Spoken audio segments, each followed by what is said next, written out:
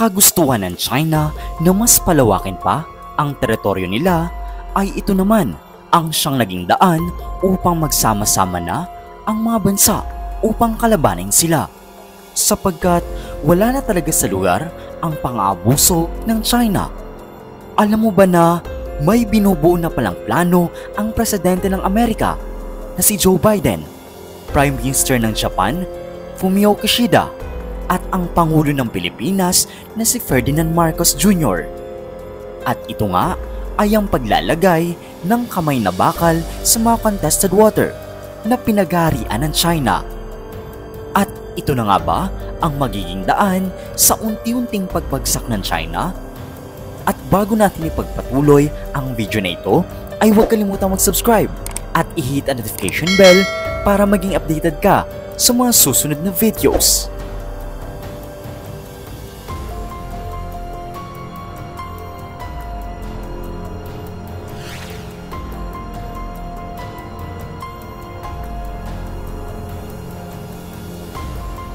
Tama ang narinig mo, tila bubuo ng bagong grupo na siyang susupil sa ginagawang pag-hari-harian ng China sa West Philippine Sea. In short, aprobado talaga ng United States at ng Japan ang desisyon ng Pilipinas na gantihan na ang agresibong aksyon ng China.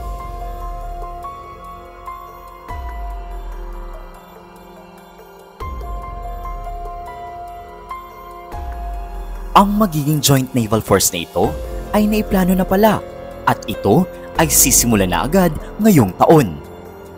China lang naman talaga ang nagpapagulo sa West Philippine Sea kung kaya't ang lahat na illegal na transaksyon nila sa ating teritoryo ay hindi na maring palagpasin pa.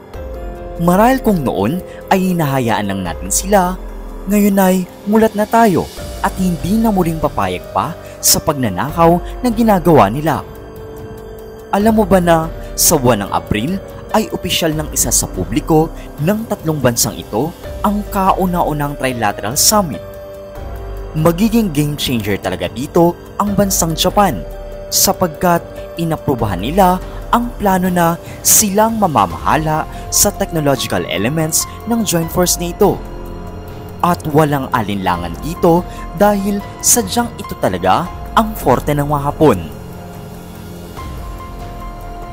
Maliban dito ay makikipagtulungan na din pala ang Japan sa AUKUS na binubuo naman ng United States, United Kingdom at Australia. Ang US-Philippines na joint patrol ay hindi na bago, ngunit sa sitwasyon ngayon ay mas paigtingin na talaga nila ang samahang ito dahil ito ang magiging kauna-unang pagkakataon na sasali na din ng Japan. Napansin mo ba na tila nagiging aktibo na ang Japan pagdating sa mga military mission? Sapagkat maliban sa pag-aangkat nila ng mga missiles ay nagmamanufacture na din pala sila ng mga fighter jets.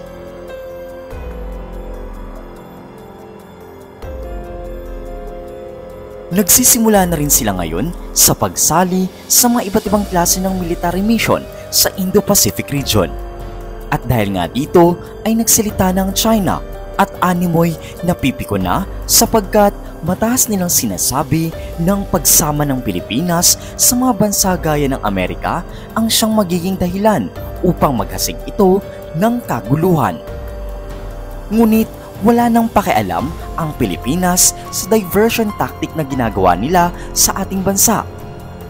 Isa na nga ang patunay na wala nang talab ang salita ng China ay nang magbigay ng go signal ang ating Pangulo na maaari na magsagawa ng countermeasure kung sakaling maging agresibo muli ang China sa ating mga bantay dagat. In short, go signal lamang ito na maaari na silang palagan. Isa nga sa naging usap-usapan sa ngayon ay ang direktang salita na sinabi ng Pangulong Marcos ukol sa issue sa West Philippine Sea. Ayon sa konteksto ay magsasagawa na nga ng countermeasure ang Pilipinas once na maulit ang dahas na ginagawa ng China. At maliban pa riyan ay kung anong aksyon na gagawin ng China ay siyang ibabalik din ng Pilipinas patungo sa kanila. In short, ito ay may kinalaman na sa salitang pagganti. Sa mensaheng ito ay sadyang punong-puno na talaga ang ating presidente at sa pang-alipusta sa ating puwersa. Marahil ay nakatulong din talaga ang deal sa pagitan ng Pilipinas at ng mga powered countries gaya ng United States, India, Australia at ng Japan. Ang mga leader din kasi ng mga nabanggit na bansa ay handang tulungan ng Pilipinas kung ito ay bibigyan na ng hudyat. Ayon pa nga sa sinabi ng ating presidente ay hindi na naghahanap ng kaguluhan ng Pilipinas na siyang ibinabato ng China sa atin at inusisa din na kiniklaim ng China na kaibigan nga nila ang Pilipinas pero kabaliktaran naman ang ginagawa nila. At sa panahon na ito ay tama na ang pananahimik at sobra-sobra na ang ginagawa nila. Ayon nga sa ulat ay hindi binanggit ni Pangulong Marcos sa kanyang speech kung anong klaseng countermeasure ang gagawin ng ating bansa at marahil ay masyado itong pribado at baka makatunog ang China. Bagkus, nabanggit niya lamang kung ano-ano ang limitasyon at hangganan ng China sa ating karagatan. Ang lahat ng iligal, pagpupumilit, agresyon, at ang delikadong pag-atake ng kanilang Coast Guards o militia ay gagawa na ng aksyon ng ating puwersa. Sa kabila ng mga mensaheng ito ay marami talaga ang sumang-ayon sapagkat sawang-sawa na sila sa sitwasyon na laging kinakawawa ang Pilipinas. Ngunit hindi rin maiiwasan na may iilan ding kritiko na ikinababahala ito sapagkat posibleng ang simpleng bombahan ng tubig ay mapalitan ng totoong bombahan sa West Philippine Sea.